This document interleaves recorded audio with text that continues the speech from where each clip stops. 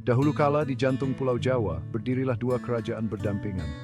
Pengging, diperintah oleh Prabu Damarmaya yang bijaksana, adalah kerajaan yang damai dan makmur. Rakyatnya terkenal akan kesenian dan kecintaan mereka pada ilmu pengetahuan. Di selatannya terbentang Kerajaan Baka, negeri yang diselimuti bayangan dan bisikan, diperintah oleh Prabu Baka yang perkasa. Prabu Baka adalah raksasa yang menakutkan, terkenal karena kekuatan dan kekejamannya. Bertahun-tahun, kedua kerajaan itu hidup dalam kedamaian yang rapuh. Prabu Damarmaya hanya menginginkan kesejahteraan rakyatnya. Ia tahu bahwa perang dengan Prabu Baka akan membawa bencana bagi kedua belah pihak. Namun, Prabu Baka mendambakan kekayaan dan keindahan Pengging. Ia ingin menjadikan tanah subur Pengging sebagai miliknya. Ketegangan antara kedua kerajaan semakin memuncak seiring berjalannya waktu. Seperti badai yang akan datang, perang tampak tak terelakkan. I'm trying with this pool, sermon erupted, hancur berping-keping. Pakencuran yang terjadi dengan akan mengubah twist kerajaan kembali. Ambisi Prabu Baka akhirnya menguasai akal sehatnya. Ia melancarkan serangan mendadak ke Pengging, pasukan raksasanya menyerbu perbatasan. Rakyat Pengging, meskipun terkejut, berjuang dengan gagah berani untuk mempertahankan rumah dan keluarga mereka.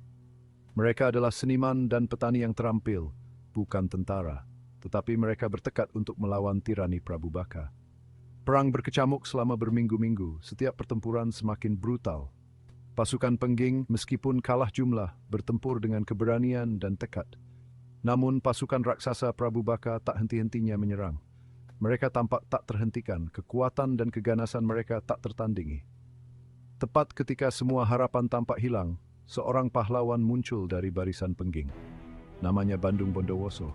Seorang pendekar yang terampil dan penyihir yang kuat. Dengan kemampuan sihir dan keberaniannya yang tak tergoyahkan, Bandung Bondowoso membangkitkan semangat rakyat Pengging. Ia memimpin mereka dalam serangkaian serangan balik yang berani, perlahan-lahan mendesak mundur pasukan Prabu Baka. Alur perang mulai berbalik. Bandung Bondowoso dengan kecerdikan dan sihirnya menimbulkan banyak korban di pihak pasukan Prabu Baka. Putus asa untuk mendapatkan kembali keunggulan, Prabu Baka menantang Bandung Bondowoso untuk berduel 1 lawan 1. Ia percaya bahwa dengan mengalahkan Bandung Bondowoso, ia dapat menghancurkan semangat pasukan Pengging dan meraih kemenangan dalam perang. Bandung Bondowoso menyadari bahwa nasib kerajaannya berada di pundaknya, menerima tantangan itu. Kedua pendekar itu bertemu di medan perang. Mata mereka terkunci dalam duel tekad yang sama sengitnya dan bentrokan senjata yang akan datang. Pertempuran itu berlangsung lama dan sengit, pertarungan para titan yang mengguncang bumi. Prabu Baka, dengan ukuran dan kekuatannya yang besar, tampak tak terkalahkan. Namun Bandung Bondowoso lebih cepat dan lebih lincah. Ia menggunakan sihirnya untuk mengecoh Prabu Baka, menyerang kelemahan musuhnya. Akhirnya, setelah pertempuran selama berjam-jam, Bandung Bondowoso berhasil mendaratkan pukulan mematikan. Prabu Baka, raksasa yang perkasa, terbaring tewas di medan perang. Pasukannya, yang kehilangan pemimpin dan kehilangan semangat, melarikan diri kembali ke Baka. Perang telah usai dan Pengging keluar sebagai pemenang. Dengan gugurnya Prabu Baka, Bandung Bondowoso mengalihkan perhatiannya untuk mengamankan perdamaian abadi. Ia tahu bahwa rakyat Baka, yang masih berduka atas raja mereka yang gugur, akan mewaspadai mantan musuh mereka. Untuk mempererat perjanjian damai, Bandung Bondowoso melamar Roro Jonggrang, putri Prabu Baka. Roro Jonggrang terkenal akan kecantikan dan keanggunannya. Konon hatinya semurni embun pagi, pikirannya setajam berlian. Bandung Bondowoso terpikat oleh kecantikannya dan berharap untuk menyatukan kedua kerajaan, mendekatinya dengan lamarannya. Roro Jonggrang berada dalam posisi yang sulit. Ia adalah seorang putri, dibesarkan untuk patuh pada ayahnya dan mengabdi pada kerajaannya. Namun ia membenci Bandung Bondowoso atas kematian ayahnya. Pikiran untuk menikahi pembunuh ayahnya membuatnya muak. Ia tidak bisa menolak Bandung Bondowoso secara langsung. Melakukan hal itu akan berisiko menyulut kembali perang antara Pengging dan Baka. Rakyatnya sudah lelah berperang. Mereka mendambakan kedamaian dan kemakmuran. Roro Jonggrang yang putus asa mencari jalan keluar dari kesulitannya, memutuskan untuk memberi Bandung Bondowoso tugas yang ia yakini mustahil. Baiklah, katanya, suaranya seperti denting lonceng perak, Aku akan menikah denganmu, Bandung Bondowoso, tetapi hanya jika kau dapat memenuhi 2 syarat. Bandung Bondowoso, hatinya dipenuhi harapan, langsung setuju. Apapun, katanya, mintalah apapun padaku dan akan kulakukan. Pertama, kata Roro Jonggrang, senyum licik tersungging di bibirnya, kau harus membuatkanku sebuah sumur yang sangat dalam hingga airnya mencapai jantung bumi. Sumur ini akan disebut Jalatunda, sumur air mata. Bandung Bondowoso percaya diri dengan kekuatannya mengangguk setuju. Dan kedua, lanjut Roro Jonggrang, matanya berkilat-kilat dengan campuran harapan dan kelicikan, kau harus membangunkanku 1000 candi, masing-masing lebih megah dari yang sebelumnya. Candi sing salam sebelum serumferet perfect munjing bangij. Bandung Bondowoso meskipun terkejut dengan skala tugasnya, menerima tantangan itu tanpa ragu. Ia memanggil para pembantunya yang supernatural, roh-roh bumi dan udara, dan memerintahkan mereka untuk bekerja. Tanah bergetar saat mereka bekerja, kekuatan mereka yang tidak wajar mengukir jurang yang dalam ke dalam bumi. Batu demi batu mereka melapisi sumur menciptakan mahakarya teknik dan sihir. Dalam beberapa hari, sumur itu, Jalatunda, selesai.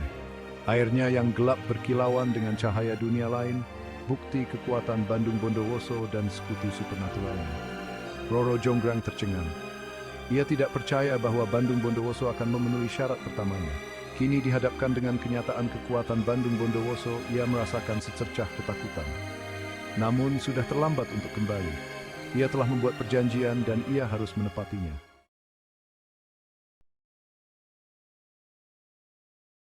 I can't shake off this gloominess. My heart races every time my phone buzzes, hoping it's him. Why hasn't he told me the news via WhatsApp yet? The uncertainty is eating me alive. I check my phone a million times, but nothing. Is he avoiding me? Did something happen? I wish he would just tell me already. The silence is deafening, and my mind is running wild with possibilities. I need to know. Jauh di jantung Sumatera, sebuah kerajaan berdiri dengan megahnya. Hutan lebat membisikkan rahasia kuno. Sungai berkilauan mengalir melalui lembah-lembahnya. Inilah tanah tempat Putri Julian, mutiara Sumatera, bersemayam. Kecantikannya melegenda. Konon rembulan pun tersipu malu melihat pancaran aura sang putri. Tawa Julian bergema bagai lonceng angin, memikat setiap telinga yang mendengarnya. Hatinya sebening embun pagi. Namun bayangan kesepian menyelimuti dirinya. Terlepas dari kekayaan ayahnya dan pesonanya yang begitu memikat, tak seorang pun berani meminangnya. Ketakutan mencengkram hati mereka bak kabut pagi. Sebab beredar bisikan bahwa kutukan mengerikan akan menimpa setiap pria yang berani mencintai sang putri cantik jelita. Kutukan itu sudah ada sejak zaman dahulu kala, terukir dalam sejarah kerajaan. Konon seorang penyihir sakti dikuasai rasa iri atas kebahagiaan sang raja, dengan murka mendeklarasikan bahwa tak akan ada pelamar yang bisa menikahi sang putri. Cinta mereka akan menemui jalan buntu, dan tragedi akan mengikuti. Sang raja dengan hati pilu berkonsultasi dengan para peramal dan orang bijak. Namun tak ada solusi yang mereka tawarkan, hanya menegaskan kekuatan sihir sang penyihir. Tenil fimetsom tuye chuan. Wensin dubatiman, Michael Tame kumyolfim berjual. Suatu malam, aku bermimpi dengan sangat jelas. Seorang pemuda dengan mata seteduh langit Sumatera muncul di hadapanku. Senyumnya mampu mencairkan dinginnya musim dingin. Namanya bisiknya Sultan Rumandung. Ia berasal dari keluarga sederhana namun memiliki hati yang dipenuhi keberanian dan kebaikan. Ia terbangun dengan nama Sultan di bibirnya, wajahnya terukir di jiwanya. Harapan, seperti bunga yang baru mekar, bersemi di hatinya. Ia menceritakan mimpinya kepada sang ayah yang untuk pertama kalinya setelah sekian lama melihat secercah harapan di mata putrinya. Sang raja segera mengutus para penasihat kepercayaannya untuk mencari Sultan Rumandung. Suing stan sombezing titving nizivelwi, redden iadolde Sofian pansang putri, berhati, baisi. Selis pemingmi mencari beringgaran surteng glanas, sopis defamdi. Aku punya rencana. Aku akan mengarungi lautan, mengumpulkan kekayaan yang melebihi raja manapun, dan mematahkan kutukan itu dengan kekayaan semua. Julian, mas berdua sedih sehingga berbisat sevan jungkumi pekatnya. Kita berjanji untuk saling menunggu. Hati kita terikat oleh cinta yang menentang sihir tergelap sekalipun. Mereka berjanji untuk saling menunggu. Hati mereka terikat oleh cinta yang menentang sihir tergelap sekalipun. Ternebaan with stisting diri patsam redup de trajurin. Sultan berlayar ke negeri Grau. Ia membuktikan dirinya berani tumudi dan cerdas dan ambisius. Ia membangun perdagangan. Kapalnya syarat dengan sutra, rempah-rempah, dan harta benda yang tak terbayangkan. Aku masih percaya dia akan kembali, tidak peduli berapa lama waktu yang dibutuhkan. Namun Arachisimus, kutukan Turk Bama Pribi Kromtri, ia tuktusut ibis rule solg sesingin. Bula siyangkung, kita ngersimasren. Itu nyai kangit. Suatu hari, seorang raja yang berkuasa kaya dari kerajaan tetangga datang melamar Julian. Ia menawan luas aliansi dan sentak tertandingi kepada sang raja. Tawaran ini bisa menggetarkan kerajaan kita tuh, Julian. Tolong, pikirkanlah. Age, Israel, bimbalok rekrutid sedera melintu perbiba umum tetengkuteng menipahkan tenari titsu pada Julian. Julian, hatiku sakit mengatakan ini, tapi Sultan mungkin telah tewas di laut atau mungkin telah menemukan cinta di tempat lain. Aku mohon, pilihlah hidup yang bahagia. Lupakan masa lalu. Namun, Joel tergufat comteng beristan. Ayah, sumpah yang diucapkan atas nama cinta adalah suci. Sumpah itu tidak bisa panik oleh bangsa keadaan. Namun, temurun ayanis dan ketakutan yang berbisik di benaknya menggerogoti hidupnya. Baiklah, aku akan menurut, tapi hatiku tidak akan pernah melupakannya. Igit, Adshimi, Nandasid Kaismau. Hari pernikahan pun tiba. Istana dihiasi dengan kain sutra yang indah dan bunga-bunga yang harum. Para tamu dari berbagai penjuru datang membawa hadiah mewah. Udara dipenuhi dengan kegembiraan.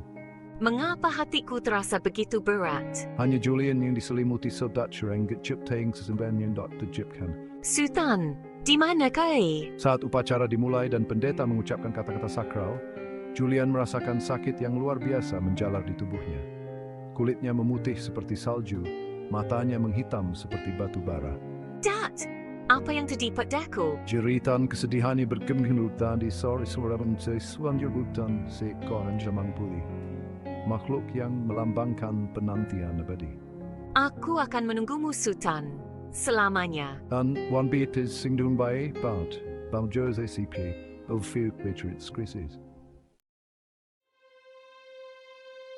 Kekacauan melanda istana. Para tamu melarikan diri ketakutan. Pesta pernikahan pun terlupakan. Sang raja hancur melihat nasib putrinya, hanya bisa menyaksikan dengan tak percaya. Julian dalam wujud barunya melarikan diri dari istana, mencari perlindungan di kedalaman hutan Sumatera. Penduduk desa mendengar nasib sang putri berbisik bahwa ia dikutuk untuk berkeliaran di hutan selamanya. Mereka percaya bahwa ia sedang mencari cinta sejatinya yang hilang. Tangisannya adalah gema pilu dari hatinya yang hancur. Sementara itu, Sultan yang tidak menyadari kejadian yang telah terjadi kembali ke Sumatera. Kapalnya yang syarat dengan kekayaan yang tak terbayangkan berlayar menuju kerajaan. Ia telah memenuhi bagiannya dari perjanjian. Hatinya dipenuhi antisipasi untuk bertemu kembali dengan Julian tercinta. Aku tak sabar untuk bertemu Julian lagi. Harta ini akan jamin masa depan bersama. Namun, saat kapalnya mendekati pantai, badai dahsyat melanda. Ombak seperti binatang buas yang marah menghempaskan kapal, menghancurkannya di bebatuan yang tajam. Harta benda yang dulunya merupakan simbol harapan dan cinta, ditelan oleh lautan yang tak kenal ampun. Sultan yang terluka parah berhasil berenang ke pantai. Ia menyeret dirinya melewati hutan, jantungnya berdebar kencang di antara harapan dan ketakutan. Ketika sampai di istana, ia tidak disambut dengan pertemuan yang menggembirakan seperti yang ia dambakan, melainkan dengan berita memilukan tentang nasib Julian. Ini mungkin beda. Dengan hati hancur dan dipenuhi penyesalan, Sultan pergi ke hutan memanggil-manggil nama Julian. Ia mencarinya tanpa henti, cintanya padanya tidak pudar oleh waktu atau tragedi. Namun, satu-satunya jawaban yang ia terima adalah tangisan pilu seekor siamang putih yang kesepian, suaranya bergema di antara pepohonan. Legenda Putri Julian dan Sultan Rumandung terukir di hati masyarakat Sumatera. Kisah ini menjadi cerita yang penuh nasihat, sebuah pengingat akan kekuatan cinta, kesucian janji, dan kejamnya takdir. Ada yang bilang jika kita mendengarkan dengan seksama di kesunyian malam Sumatera, kita masih bisa mendengar Sultan memanggil-manggil nama Julian. Dan di kejauhan, tangisan pilu seekor siamang putih menggemakan keputusasaannya. Sebuah bukti cinta yang melampaui kematian, cinta yang selamanya terikat oleh janji bangkul ketekamnya takdir.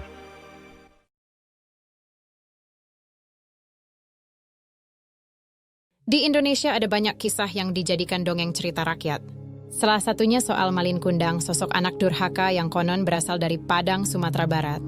Kisah Malin Kundang kerap dikaitkan dengan keberadaan batu yang disebut-sebut merupakan jelmaan sosok Malin, tokoh utama dalam cerita tersebut.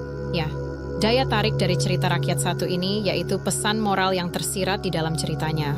Pesan moral inilah yang bisa menjadi bahan pembelajaran. Emiannya sadar dan raja perangi enak untuk menghormati, menghargai, dan berbakti kepada orang tua. Kisah seputar Malin Kundang ini juga bisa dijadikan dongeng pengantar tidur. Di sebuah desa tepi pantai yang terhampar di sebuah pulau kecil, hiduplah seorang pemuda tampan bernama Malin Kundang. Malin Kundang tinggal bersama ibunya yang janda. Ayahnya, seorang pelaut terkenal, telah lama meninggalkan mereka untuk mencari keberuntungan di lautan yang luas. Malin tumbuh menjadi pemuda yang tangguh dan berani. Dia punya keinginan besar untuk mengikuti jejak ayahnya menjadi pelaut hebat. Setiap hari, dia memperbaiki perahunya yang kecil di tepi pantai, bermimpi suatu hari nanti dapat berlayar jauh ke tengah laut, seperti yang dilakukan oleh sang ayah. Suatu hari, Malin mendapat kabar bahwa kapal besar sedang membutuhkan awak kapal di pelabuhan terdekat. Tanpa ragu, Malin segera mendaftar dan berhasil diterima. Ia meninggalkan desa kecilnya dengan janji kepada ibunya bahwa suatu hari nanti ia akan kembali sebagai seorang yang sukses dan kaya. Bertahun-tahun berlalu, Malin Kundang benar-benar menjadi pelaut yang sukses. Ibaratnya mengarungi samudera yang luas dan membangun kekayaan yang melimpah. Namun dengan kesuksesannya itu, Malin mulai melupakan janji dan asal-usulnya. Ia tidak pernah kembali ke desa kecilnya, bahkan tidak pernah mengirim kabar kepada ibunya. Suatu hari, ketika kapal Malin sedang bersandar di sebuah pelabuhan yang ramai, tiba-tiba angin ribut dan badai besar menghantam kapalnya. Wak kapal dan penumpang berlarian mencari perlindungan, tapi Malin terjatuh dan pingsan. Ketika ia terbangun, Malin terbaring di atas pasir pantai, dikelilingi oleh penduduk desa yang tampak akrab. Di antara orang-orang itu terdapat seorang wanita tua yang ternyata adalah ibunya sendiri. Dengan penuh rasa haru dan kekecewaan, ibunya menatap Malin Kundang yang kini sudah berubah menjadi seorang yang sombong dan arogan. Malin merasa malu dan menyesal telah melupakan janji dan keluarganya. Namun, saat ibunya hendak memberikan maaf, Malin Kundang tiba-tiba jatuh tak bernyawa, ditinggal dengan penyesalan yang mendalam. Legenda tentang Malin Kundang kemudian tersebar di seluruh desa. Kisahnya mengingatkan orang-orang akan pentingnya menghormati orang tua dan tidak melupakan asal-usul serta janji yang pernah diucapkan. Malin Kundang menjadi simbol dari nasib buruk yang menimpa orang yang sombong dan lupa daratan.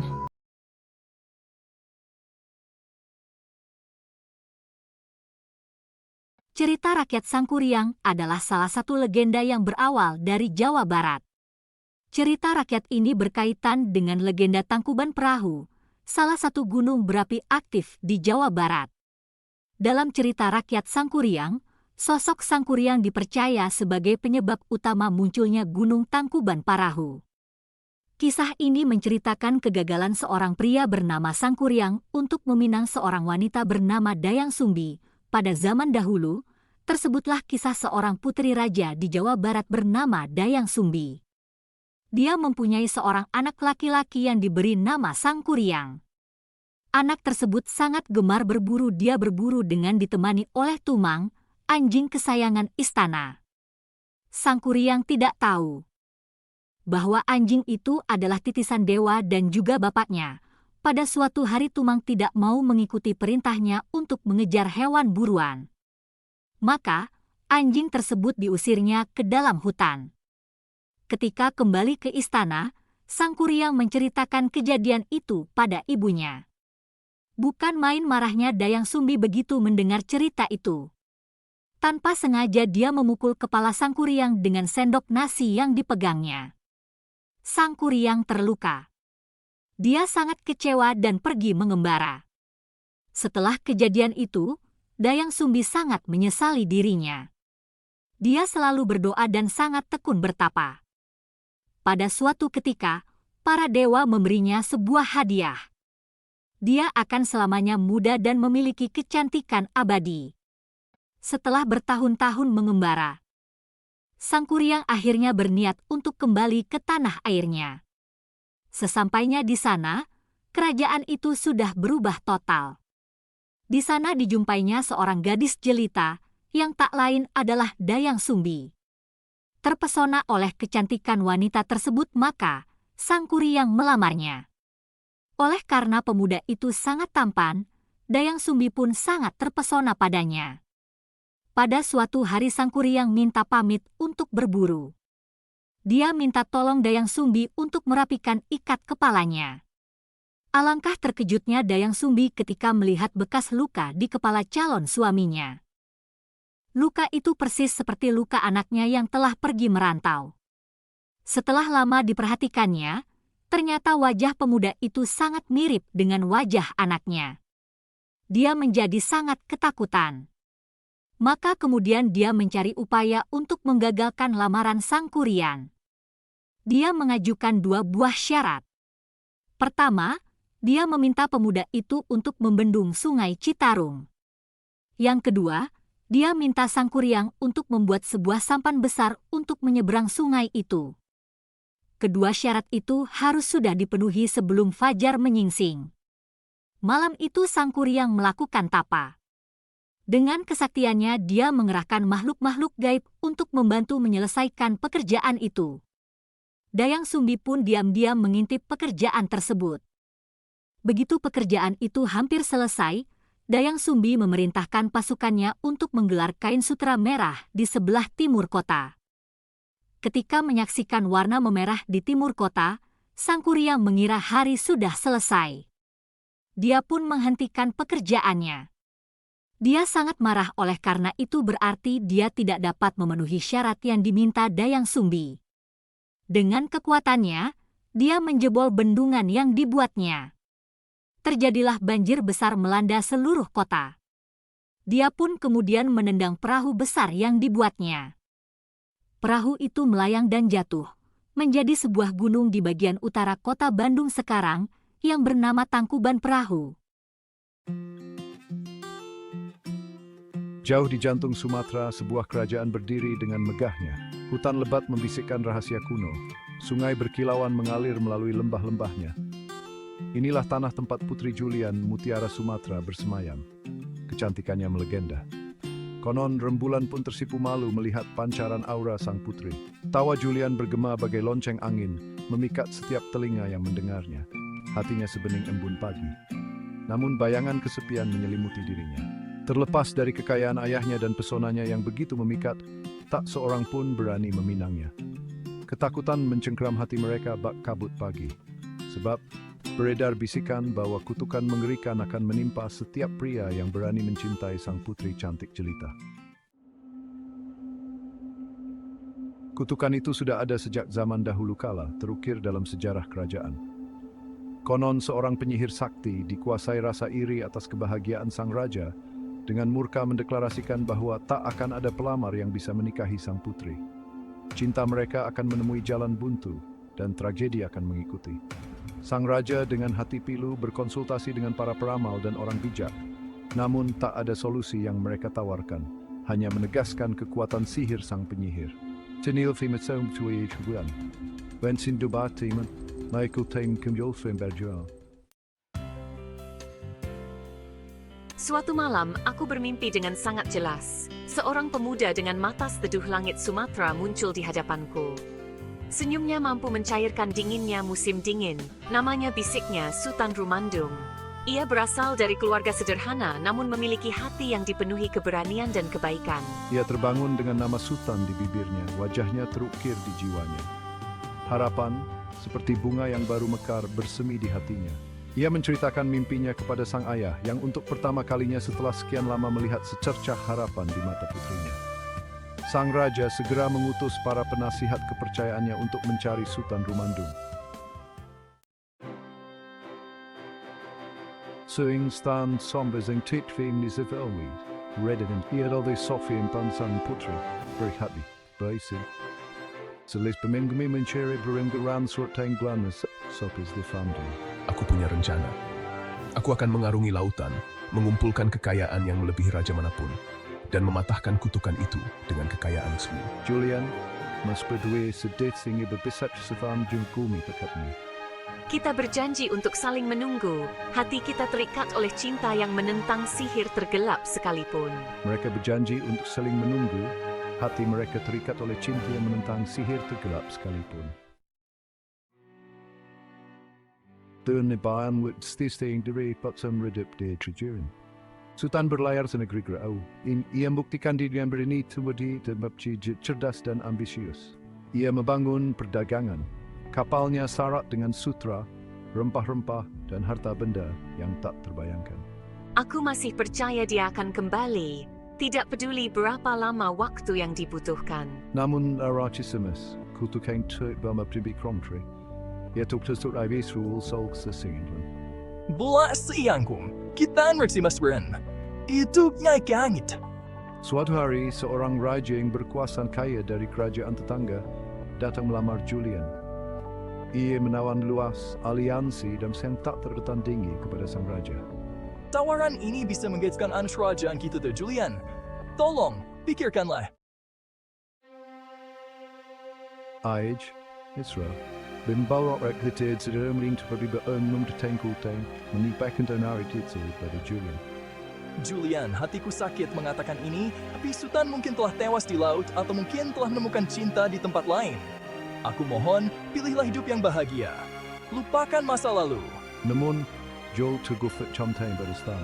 Ayah, sumpah yang diucapkan atas nama cinta adalah suci. Sumpah itu tidak bisa panik oleh bangsa keadaan. Namun, temurun ayanis dan ketakutan yang berbisik di benaknya menggerogoti dekatnya. Baiklah, aku akan menurut, tapi hatiku tidak akan pernah melupakannya. Igit, Adshimi, nandasid kais mau. Hari pernikahan pun tiba. Istana dihiasi dengan kain sutra yang indah dan bunga-bunga yang harum. Para tamu dari berbagai penjuru datang membawa hadiah mewah. Udara dipenuhi dengan kegembiraan. Mengapa hatiku terasa begitu berat? Hanya Julian yang diselimuti sodat yang ciptaing sesembahan yang tak terjipkan. Sultan, di mana kau? Saat upacara dimulai dan pendeta mengucapkan kata-kata sakral, Julian merasakan sakit yang luar biasa menjalar di tubuhnya. Kulitnya memutih seperti salju, matanya menghitam seperti batu bara. Dat, apa yang terjadi padaku? Jeritan kesedihannya bergemurutan di sore suraban sesuan jurbutan seekor jamang pulih. Makhluk yang melambangkan penantian abadi. Aku akan menunggumu, Sultan, selamanya. Dan Wan Beatrice singdun bae baut, bam Jose CP, Ophir Patriots Crisis. Kekacauan melanda istana. Para tamu melarikan diri ketakutan. Pesta pernikahan pun terlupakan. Sang raja hancur melihat nasib putrinya, hanya bisa menyaksikan dengan tak percaya. Julian dalam wujud barunya melarikan diri dari istana, mencari perlindungan di kedalaman hutan Sumatera. Penduduk desa mendengar nasib sang putri berbisik bahwa ia dikutuk untuk berkeliaran di hutan selamanya. Mereka percaya bahwa ia sedang mencari cinta sejatinya yang hilang.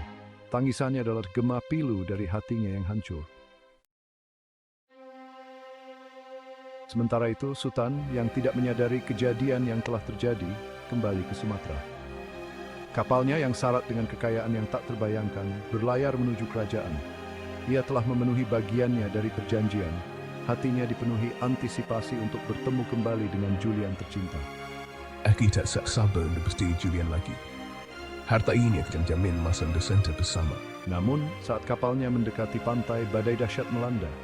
Ombak, seperti binatang buas yang marah, menghempaskan kapal, menghancurkannya di bebatuan yang tajam. Harta benda yang dulunya merupakan simbol harapan dan cinta, ditelan oleh lautan yang tak kenal ampun. Sultan yang terluka parah berhasil berenang ke pantai. Ia menyeret dirinya melewati hutan, jantungnya berdebar kencang di antara harapan dan ketakutan. Ketika sampai di istana, ia tidak disambut dengan pertemuan yang menggembirakan seperti yang ia dambakan, melainkan dengan berita memilukan tentang nasib Julian. Ini terus mungkin beda. Ini Dengan hati hancur dan dipenuhi penyesalan, Sultan pergi ke hutan memanggil-manggil nama Julian. Ia mencarinya tanpa henti. Cintanya padanya tidak pudar oleh waktu atau tragedi. Namun, satu-satunya jawaban yang ia terima adalah tangisan pilu seekor siamang putih yang kesepian, suaranya bergema di antara pepohonan. Legenda Putri Julian dan Sultan Rumandung terukir di hati masyarakat Sumatera. Kisah ini menjadi cerita yang penuh nasihat, sebuah pengingat akan kekuatan cinta, kesucian janji, dan kejamnya takdir. Ada yang bilang jika kita mendengarkan dengan seksama di kesunyian malam Sumatera, kita masih bisa mendengar Sultan memanggil-manggil nama Julian. Dan di kejauhan, tangisan pilu seekor siamang putih menggemakan keputusasaannya. Sebuah bukti cinta yang melampaui kematian, cinta yang selamanya terikat lejan selangkau ketakangnya takdir.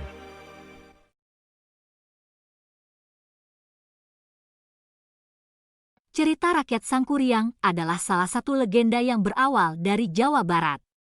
Cerita rakyat ini berkaitan dengan legenda Tangkuban Perahu, salah satu gunung berapi aktif di Jawa Barat. Dalam cerita rakyat Sangkuriang, sosok Sangkuriang dipercaya sebagai penyebab utama munculnya Gunung Tangkuban Perahu. Kisah ini menceritakan kegagalan seorang pria bernama Sangkuriang untuk meminang seorang wanita bernama Dayang Sumbi. Pada zaman dahulu, tersebutlah kisah seorang putri raja di Jawa Barat bernama Dayang Sumbi. Dia mempunyai seorang anak laki-laki yang diberi nama Sangkuriang. Anak tersebut sangat gemar berburu. Dia berburu dengan ditemani oleh Tumang, anjing kesayangan istana. Sangkuriang tidak tahu bahwa anjing itu adalah titisan dewa dan juga bapaknya. Pada suatu hari Tumang tidak mau mengikuti perintahnya untuk mengejar hewan buruan. Maka, anjing tersebut diusirnya ke dalam hutan. Ketika kembali ke istana, Sangkuriang menceritakan kejadian itu pada ibunya. Bukan main marahnya Dayang Sumbi begitu mendengar cerita itu. Tanpa sengaja dia memukul kepala Sangkuriang dengan sendok nasi yang dipegangnya. Sangkuriang terluka. Dia sangat kecewa dan pergi mengembara. Setelah kejadian itu, Dayang Sumbi sangat menyesali dirinya. Dia selalu berdoa dan sangat tekun bertapa. Pada suatu ketika, para dewa memberinya sebuah hadiah. Dia akan selamanya muda dan memiliki kecantikan abadi. Setelah bertahun-tahun mengembara, Sangkuriang akhirnya berniat untuk kembali ke tanah airnya. Sesampainya di sana, kerajaan itu sudah berubah total. Di sana dijumpainya seorang gadis jelita yang tak lain adalah Dayang Sumbi. Terpesona oleh kecantikan wanita tersebut, maka Sangkuriang melamarnya. Oleh karena pemuda itu sangat tampan, Dayang Sumbi pun sangat terpesona padanya. Pada suatu hari Sangkuriang minta pamit untuk berburu. Dia minta tolong Dayang Sumbi untuk merapikan ikat kepalanya. Alangkah terkejutnya Dayang Sumbi ketika melihat bekas luka di kepala calon suaminya. Luka itu persis seperti luka anaknya yang telah pergi merantau. Setelah lama diperhatikannya, ternyata wajah pemuda itu sangat mirip dengan wajah anaknya. Dia menjadi sangat ketakutan. Maka kemudian dia mencari upaya untuk menggagalkan lamaran Sangkuriang. Dia mengajukan 2 buah syarat. Pertama, dia meminta pemuda itu untuk membendung Sungai Citarum. Yang kedua, dia minta Sangkuriang untuk membuat sebuah sampan besar untuk menyeberang sungai itu.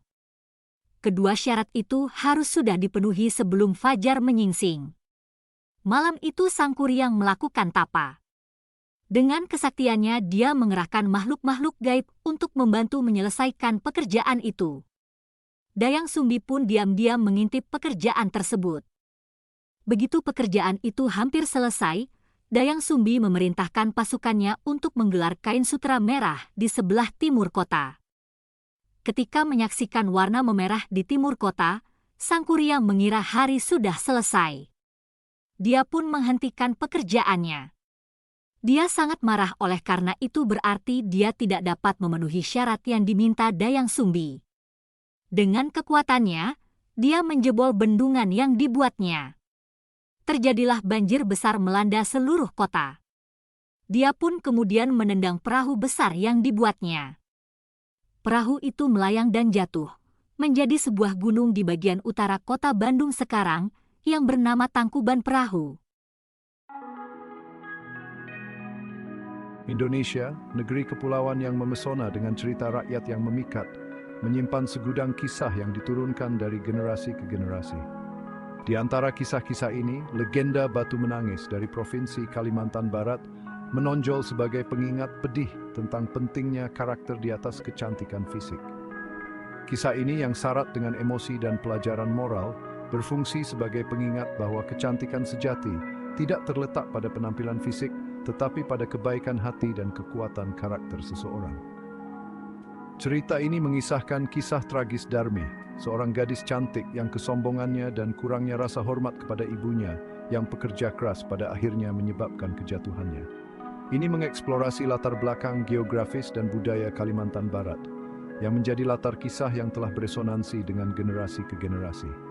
Melalui narasi yang terungkap, kita menyaksikan konsekuensi buruk dari kesombongan dan pentingnya menanamkan nilai-nilai kerja keras, hormat, striti sayang pada nancak usia dini. Kalimantan Barat, sebuah provinsi di Pulau Kalimantan, adalah negeri dengan keindahan alam yang luar biasa dan warisan budaya yang kaya. Dikenal sebagai Provinsi Seribu Sungai, Kalimantan Barat merupakan permadani dari aliran sungai yang berkelok-kelok, hutan hujan yang lebat, dan pegunungan yang menjulang tinggi. Garis khatulistiwa membelah jantungnya, menyelimuti tanah dengan pelukan kehangatan dan kelembapan abadi. Iklim tropis ini memelihara keanekaragaman hayati yang menakjubkan, menjadikan Kalimantan Barat surga bagi tak terhitung spesies tumbuhan dan hewan. Kehidupan di provinsi ini sangat terkait dengan alam. Banyak komunitas tinggal di rumah kayu tradisional yang dibangun di atas panggung di sepanjang tepi sungai. Kehidupan mereka mengalir selaras dengan pasang surut air. Masyarakat Kalimantan Barat yang dikenal karena kehangatan dan keramahannya telah melestarikan tradisi budaya mereka melalui cerita rakyat, tarian, dan musik. Dengan latar belakang keindahan alam dan kekayaan budaya inilah legenda Batu Menangis terungkap, sebuah kisah yang terjalin dalam identitas Kalimantan Barat. Di sebuah desa yang asri di tengah hijaunya Kalimantan Barat, hiduplah Darmi, seorang gadis muda yang dianugerahi kecantikan yang luar biasa. Rambutnya yang panjang dan berkilau tergerai seperti air terjun Sutra, matanya berbinar seperti embun pagi, dan kulitnya memiliki cahaya bercahaya seperti bunga yang baru mekar. Kecantikan Darmi menjadi buah bibir di desa, sumber kekaguman sekaligus iri hati. Namun, di balik penampilan Darmi yang menawan, tersimpan hati yang sering diselimuti kesombongan dan keegoisan. Dia menjadi terobsesi dengan dirinya sendiri, menghabiskan waktu sejam sendiri mengesmeri pujian yang dihujani padanya. Pecantiknya aku. It's even a spesies desain tetap menandingi. Keasikan Darmi pada dirinya sendiri membutakannya terhadap nilai-nilai kerendahan hati, kebaikan, dan kerja keras, nilai-nilai yang dijunjung tinggi dalam komunitasnya. Seiring bertambahnya usia, kesombongannya semakin menjadi-jadi, menebarkan bayangan gelap atas kecantikan alaminya. Berbeda sekali dengan kehidupan Darmi yang penuh kemalasan, berdirilah ibunya, seorang wanita dengan kekuatan yang tak tergoyahkan dan cinta tanpa syarat. Menjadi janda di usia muda, ia memikul beban untuk menghidupi dirinya sendiri dan putrinya dengan ketabahan yang tenang. Setiap hari, dia bekerja keras di sawah, tangannya yang kasar menggarap tanah dari fajar hingga senja. Matahari yang terik memanggang punggungnya dan dahinya berkeringat. Namun dia tidak pernah mengeluh. Setiap butir beras yang dipanennya, setiap rupiah yang diperolehnya adalah bukti pengabdiannya yang tak tergoyahkan kepada Darmi. Dia mendambakan kehidupan yang lebih baik untuk putrinya, kehidupan yang bebas dari kesulitan yang dia alami. Aku akan melakukan apapun agar dia memiliki kehidupan yang lebih baik. Meskipun itu berarti mengorbankan kenyamananku sendiri. Dia berhemat dan menabung, tidak menikmati kesenangan-kesenangan yang paling sederhana sekalipun, semua untuk memastikan Darmi memiliki pakaian untuk dikenakan, makanan untuk dimakan, dan atap di atas kepalanya. Cintanya pada Darmi tidak mengenal batas, dan dia berdoa agar putrinya tumbuh menjadi wanita yang baik hati dan penyayang. Saat Darmi beranjak dewasa, kecantikannya menjadi satu-satunya fokusnya, mengalahkan semua aspek lain dalam hidupnya.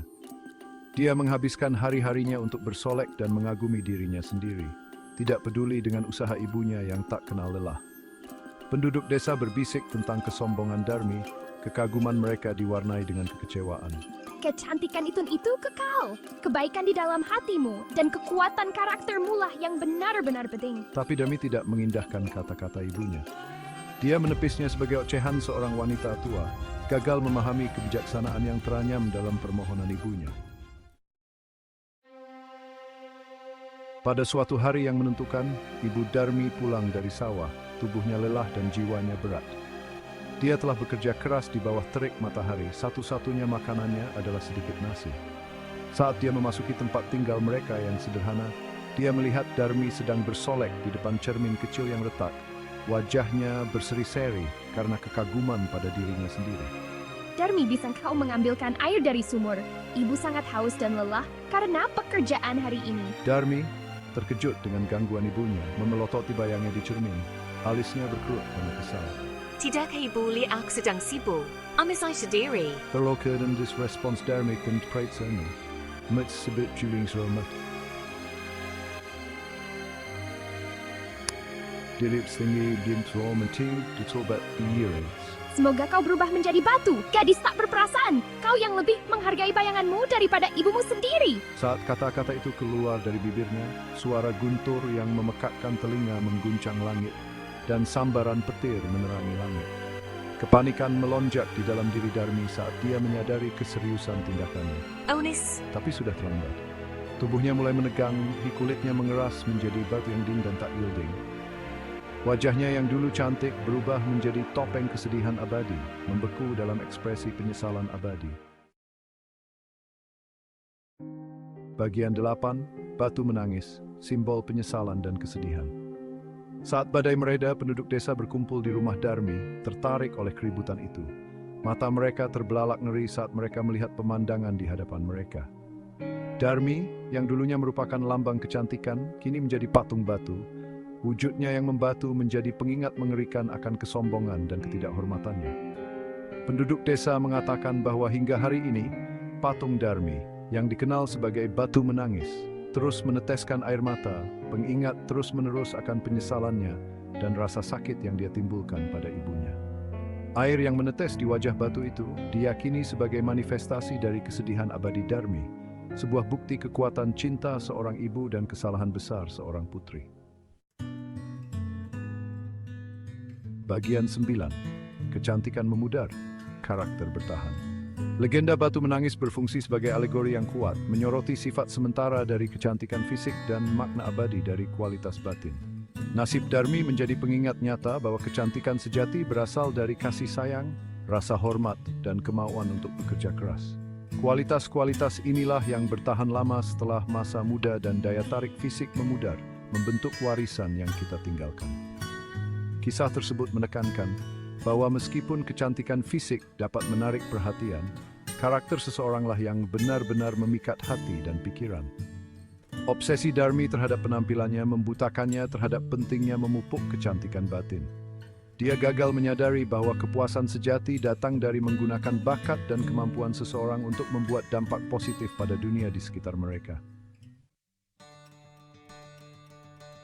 Bagian 10. Pentingnya membesarkan anak yang mandiri dan baik hati. Legenda Batu Menangis membawa pesan yang mendalam bagi orang tua dan pendidik, mendesak mereka untuk menanamkan nilai-nilai kerja keras, rasa hormat, dan empati pada anak-anak. Ini menggarisbawahi pentingnya membesarkan anak-anak yang tidak hanya berfokus pada penampilan, tetapi memahami pentingnya berkontribusi kepada keluarga dan komunitas mereka. Anak-anak harus diajari bahwa harga diri sejati berasal dari kerja keras, ketekunan, dan menggunakan bakat dan kemampuan unik mereka untuk membuat perbedaan positif di dunia. Dengan menumbuhkan nilai-nilai ini, orang tua dan pendidik dapat membantu anak-anak berkembang menjadi individu yang berwawasan luas, yang memahami bahwa kecantikan sejati tidak terletak pada bayangan mereka, tetapi pada isi karakter mereka. Bagian 11. Kesimpulan pesan abadi dari Batu Menangis. Legenda batu menangis terus beresonansi dari generasi ke generasi, berfungsi sebagai pengingat abadi bahwa kecantikan sejati tidak terletak pada tampilan luar kita, tetapi pada kebaikan hati kita dan kekuatan karakter kita. Ini menyoroti pentingnya memelihara kualitas batin dan menanamkan nilai-nilai kerja keras, rasa hormat dan kasih sayang pada generasi mendatang. Saat kita merenungkan kisah yang pedih ini, marilah kita ingat bahwa kecantikan sejati itu abadi. Itu adalah cerminan dari tindakan kita, kata-kata kita, dan cara kita memperlakukan orang lain. Semoga legenda batu menangis menjadi cahaya penuntun, menginspirasi kita untuk memupuk kecantikan batin dan meninggalkan warisan yang melampaui sifat sementara dari penampilan fisik.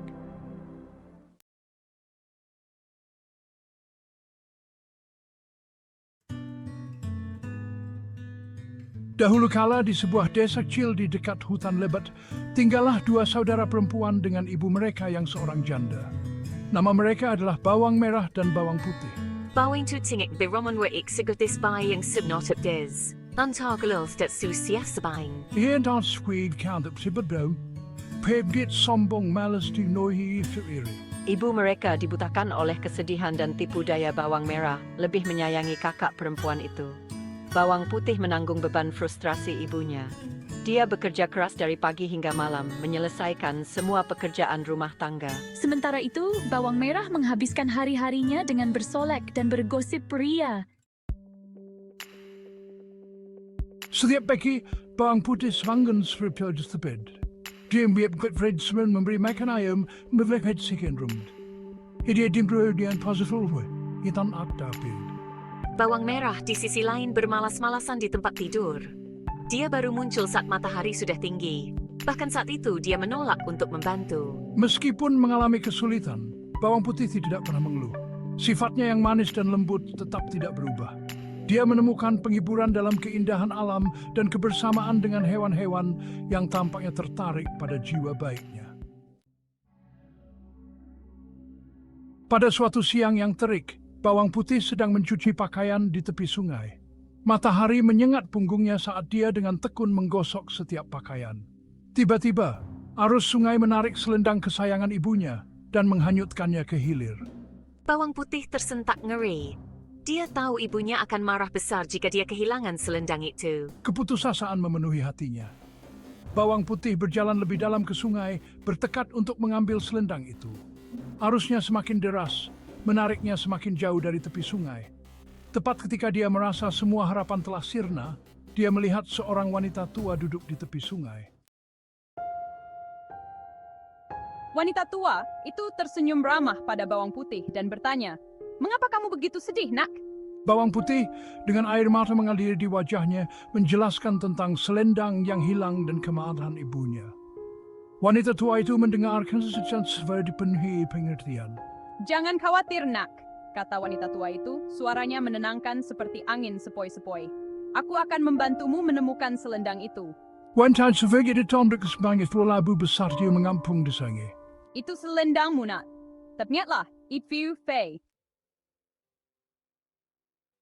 Mata Bawang Putih melebar karena terkejut. Dia belum pernah melihat labu mengapung di air sebelumnya. Namun demikian dia percaya pada itu. Suait banyak. Dia dengan hati-hati menyeret labu itu ke tepi-tepi sungai dan mengucapkan terima kasih kepada wanita tua itu dengan tulus. Saat dia sampai di rumah, dia bisa mendengar teriakan marah ibunya. "Maafkan aku, Ibu. Aku kehilangan selendang di sungai, tapi aku menemukan labu ini." Origins menceritakan pertengkaran the skejut skep tening bas petir.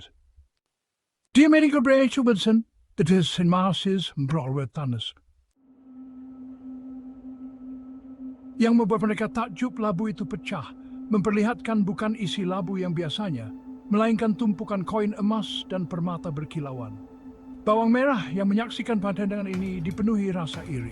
Bagaimana kamu bisa menemukan kekayaan seperti itu? Bawang Merah, yang mesti kuncairan setelah kesepadannya menceritakan perhatian veggie dan wanita tuan Lace Borno.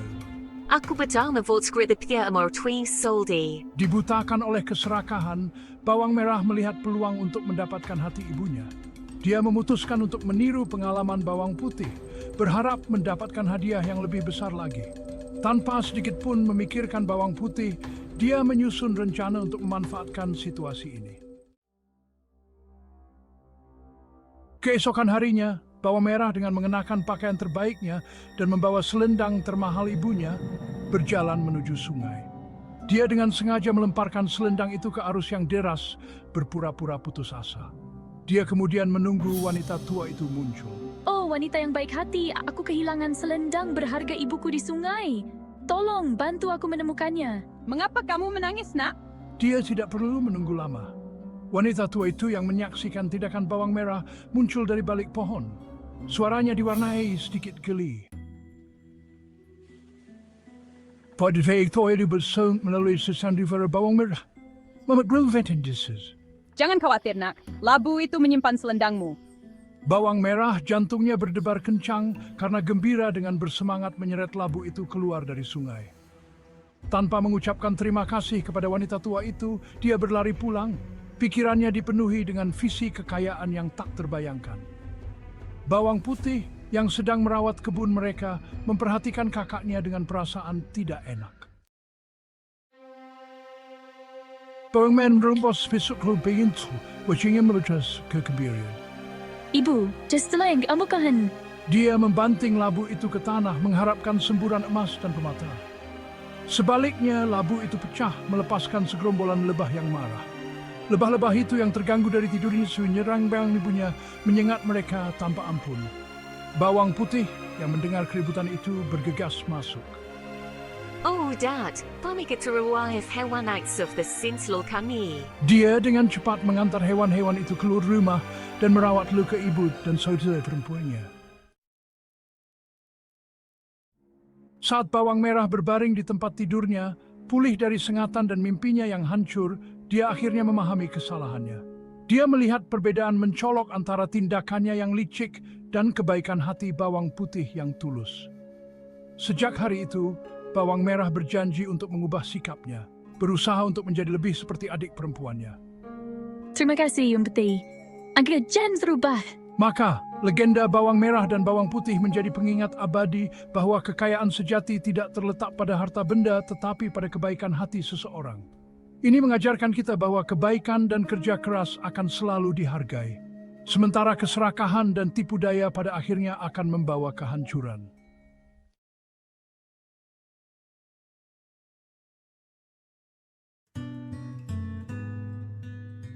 Jauh di jantung segitiga terumbu karang, terbaring Raja Ampat, kepulauan di Indonesia dengan keindahan yang menakjubkan. Lebih dari 1.500 pulau, pulau kecil dan beting muncul dari air sebiru. Raja Ampat adalah surga bagi para petualang dan pecinta alam. Tempat ini membanggakan dunia bawah laut yang memesona. Terumbu karang dipenuhi dengan kehidupan laut yang berwarna-warni. Keindahan Raja Ampat lebih dari sekadar keindahan luar. Mitos dan legenda terjadi dalam jadian pulau-pulau ini. Kisah Raja Ampat yang berarti 4 rajis adalah kisah yang diturunkan generasi ke generasi. Ini berasal kuno tentang keajaiban dan tentang kekuatan keluh jenang abadi. Dahulu kala, hiduplah pasangan suami istri di tepi pantai Waigeo, pulau terbesar di Raja Ampat. Mereka menginginkan seorang anak tetapi tidak memiliki keturunan. Suatu hari, mereka menemukan 6 butir telur besar bercahaya yang terletak di dekat rumah mereka. Telur-telur itu berkilauan dengan cahaya dunia lain. Pasangan itu dipenuhi dengan rasa ingin tahu, membawa telur-telur itu kembali ke gubuk sederhana mereka. Kita harus merawat telur ini seperti anak kita sendiri. Ya, setiap hari mereka tampak berdenyut dengan cahaya dari dalam yang semakin terang. Akhirnya tibalah hari di mana telur-telur itu menetas. Tapi api muncul di dindlugan pasangan itu. Diseri 6 butir dan gitu, hasil sehari ini, lekil kudun serta perempuan. Alex, boleh kita kuat dan haus dan peturian. Aku akan menjelajahi setiap sudut pulau ini. Betsain film reci about seviambif in the tight spots of wind. Ada begitu banyak hal yang harus ditemukan dan dipahami. Iriga, dohar melihat dan kijk dan bawa selembut. Just daar mesti we I will dax into these playground. Si bungsu mahat, dikenal karena berani naubet sekte. Muhammad, keberanianmu akan bimbing kita melewati badai apapun. Adem premban, pointly gets vet teriki, fire semua ijen bion. Bisik saya sinto bibait beses. Anak-anak itu tumbuh kuat dan menjadi Richard Lautan Huran. Orang tua mereka menanamkan kepada mereka pentingnya rasa hormat, ketekunan, dan di atas segalanya, cinta untuk keluarga mereka. Setiap saudara berkontribusi untuk keluarga, cinta mereka satu sama lain. Suatu hari, Pintoli menghilang tanpa jejak. Keluarga itu mencari kemana-mana, tetapi adik perempuan kesayangan mereka telah pergi. Kesedihan melanda hidup mereka. Saudara-saudara itu dengan caranya masing-masing berduka atas adik perempuan mereka. Mereka berpegang teguh pada ingatan akan tawanya, kehangatan kehadiran. Aku sangat merindesa. Tawanya seperti musik. Dia adalah cahaya keluarga kita. Dalam pencarian mereka menemukan bahwa satu telur tetap ada, dingin dan tak bernyawa. Saudara-saudara itu mengerti. Pintoli tidak pernah ditakdirkan untuk tinggal di dunia fisik. Dia telah kembali ke misteri dari mana dia berasal.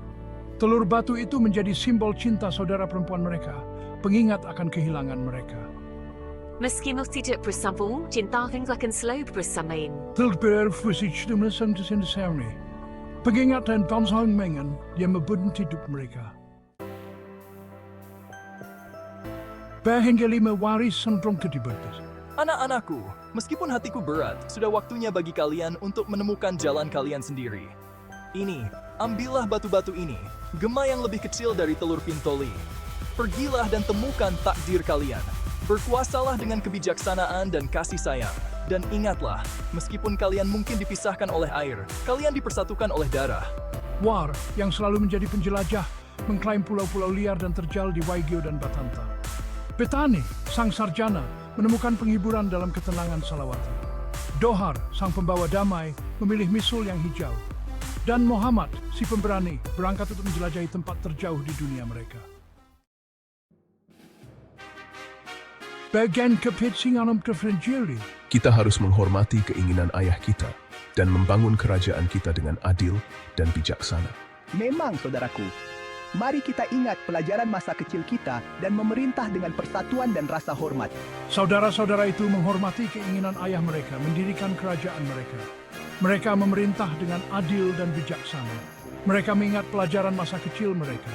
Mereka tahu bahwa kekuatan sejati terletak pada persatuan dan rasa hormat.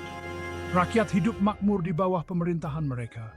Legenda kelahiran mereka dan hilangnya Pintoli secara misterius menjadi pusat budaya mereka. Keempat raja itu kemudian dikenal sebagai Raja Ampat. Selama mereka dengan legenda 60 telur. Kisah mereka menjadi pengingkat atas sentimen sepuluh cucuri. Bagian 7, Penjaga Surga. Warisan 4 raja hidup di hati masyarakat Raja Ampat. Mereka adalah penjaga surga alam. Pulau-pulau itu adalah bukti pentingnya keseimbangan antara manusia dan alam. Kisah asal-usul mereka adalah seruan untuk melindungi ekosistem yang rapuh ini. Taman Laut Raja Ampat, kawasan lindung yang luas, berdiri sebagai bukti komitmen ini. Taman ini merupakan suaka bagi lebih dari 1.500 spesies ikan. Ini sesuai dengan petunjuk seperti serang dari sejumlah fixing fusinjia. Bagian 8, Permadani Kehidupan. Perairan Raja Ampat penuh dengan kehidupan. Hiu berpatroli di terumbu karang bentuknya yang ramping membelah air. Parimanta, raksasa dari kedalaman, meluncur dengan anggun. Kawanan ikan berkilauan seperti pelangi yang hidup. Penyu pelaut kuno menavigasi arus. Di atas permukaan pulau-pulau itu diselimuti hutan hujan lebat. Burung-burung cendrawasih dengan bulu-bulunya yang cerah terbang melintasi pepohonan. Orange detain serangga. Program metode form putih krim fetusi leping wetsil. Bagian 9, Menghormati Warisan. Masyarakat Raja Ampat memahami pentingnya melestarikan warisan mereka. Mereka berbagi cerita mereka dengan pengunjung dari seluruh dunia. Mereka mengajari anak-anak mereka untuk menghormati laut dan makhluk-makhluknya. Mereka tahu bahwa masa depan pulau mereka bergantung padanya. Pariwisata meskipun penting dikelola dengan hati-hati. Praktik berkelanjutan adalah yang terpenting. Tujuan vegelan panpur becis sinpon sembilan bilvi dende sudirini asimdum. Bagian 10, Kisah Abadi. Legenda 4 raja lebih dari sekadar cerita. Ini adalah pengingat bahwa kita semua terhubung. Ini mengajarkan kita untuk menghargai keluarga kita, menghormati orang tua kita, dan melindungi alam. Ini adalah kisah yang abadi seperti pasang surut, setangguh pulau-pulau itu sendiri. Lain kali Anda memandangi keindahan Raja Ampat, ingatlah legenda Empat Raja. Biarkan hal itu menginspirasi Anda untuk bertindak sebagai penjaga planet kita, untuk melestarikan keajaibannya untuk generasi yang akan datang. Karena pada akhirnya kita semua adalah bagian dari cerita yang sama. Cerita yang ditulis dalam bahasa alam, cerita yang membisikkan tentang persatuan, rasa hormat, dan kekuatan cinta yang abadi.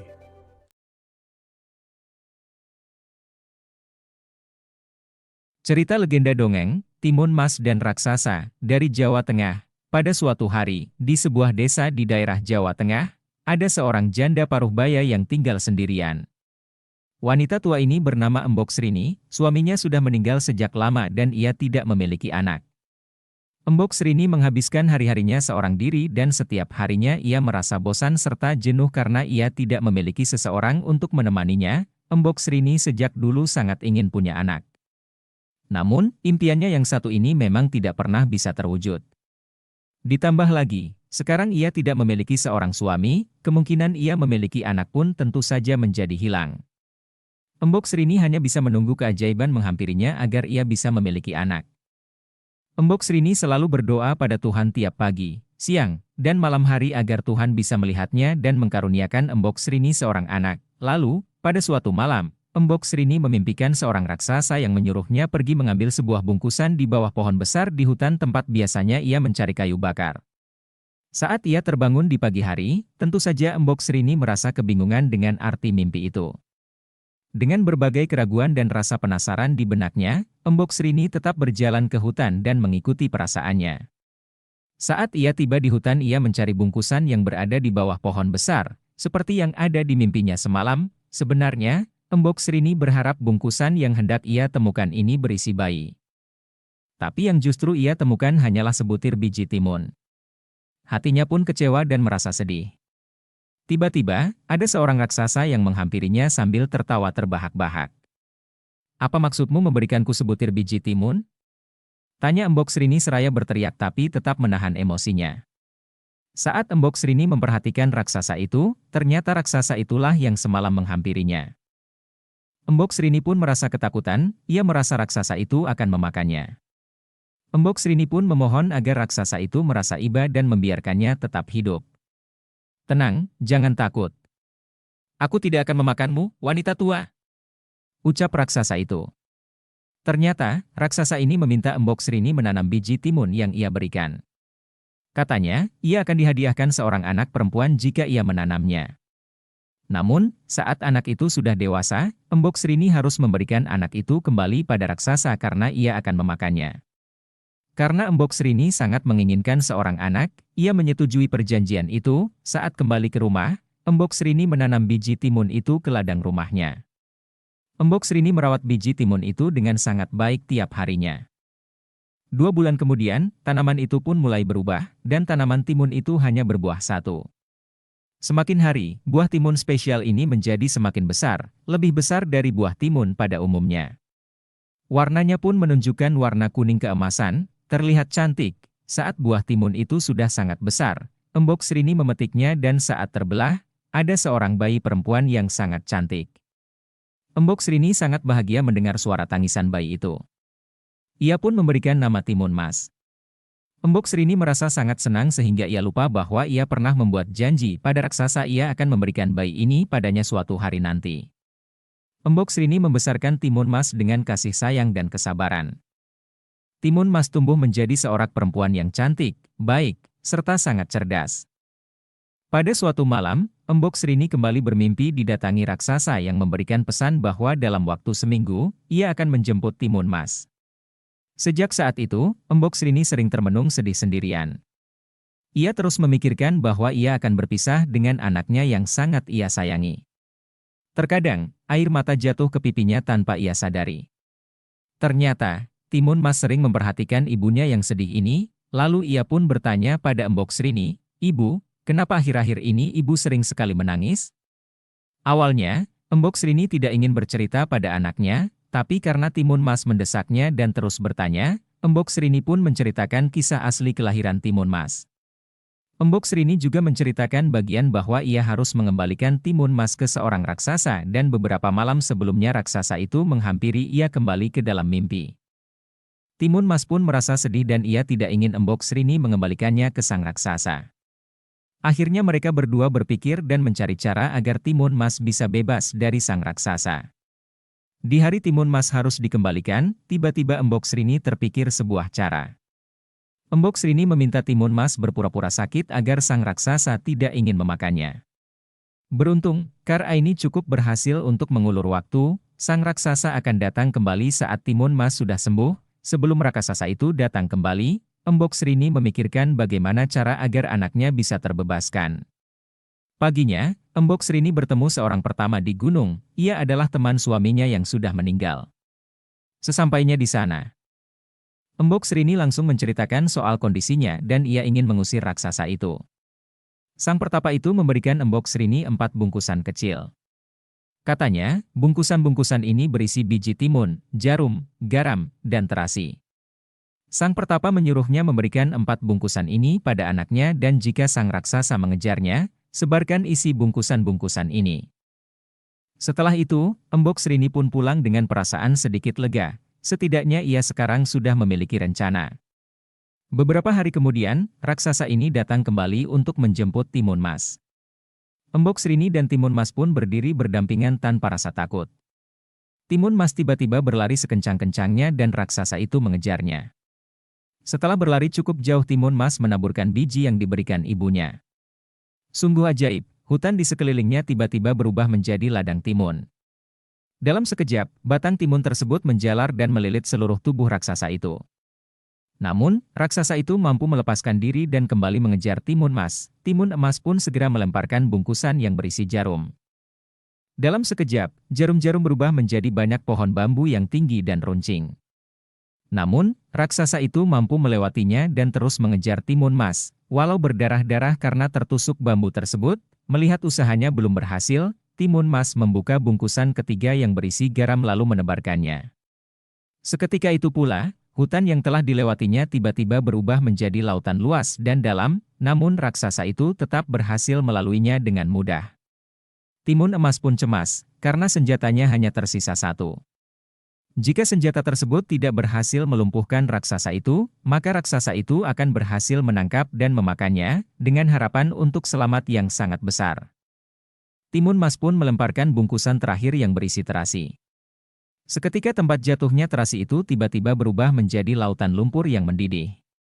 Raksasa itu pun terkalahkan karena tercebur ke dalam lautan lumpur dan ia tewas dengan sangat cepat.